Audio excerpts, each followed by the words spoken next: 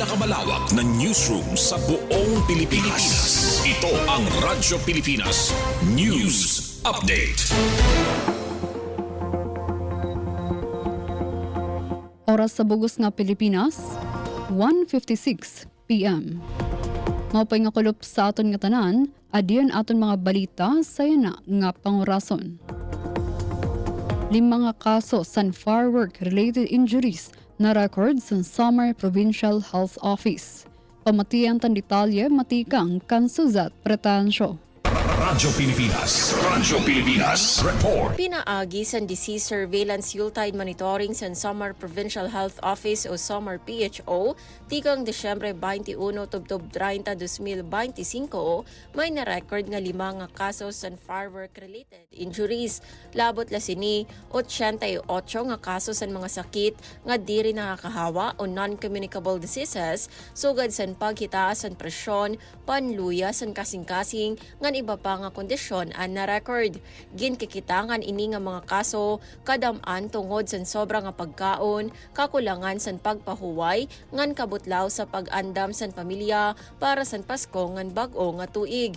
141 nga kaso naman sa road traffic injuries ang na-record, tikang sa aksidente sa motorsiklo, pagkabalindas samtang naglalakat, ngan pagbangga ay sa mga sarakyan. Ginpapahinumdom sa otoridad ngan sa Samar PHO nga likyan ang pagpaputok sa delikado nga paputok, labi kung may kabataan sa balay, maghinay-hinay sa pagpadalagan, ngan sumunod sa balaod trapiko para malikyan ang disgrasya, ngan atamanon ang panlawas, diri kumaon sa sobra, ngan diri kalimtan ang pagpahuway. Pahayag sa Samar PHO nga ang malipayon nga selebrasyon in mas talwas kung may disiplina ngan malasakit. Para sa Bagong Pilipinas, Suzette Pretansyo, Radyo Pilipinas, Radyo Publiko, Kalbayog.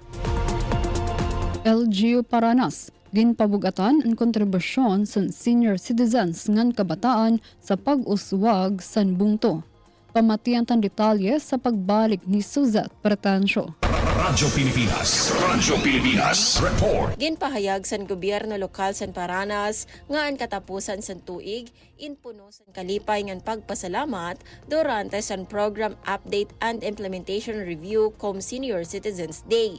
Sa nasabing nga aktibidad, naghatag ang Office of the Senior Citizens Affairs o OSCA sa mga update ngan pulong mahitungod sa mga benepisyo, sosyal nga pensyon, ngan mga impormasyon para sa mga centenarian, base mas klaro nga mahibaruan sa mga kategorangan an era mga katungod.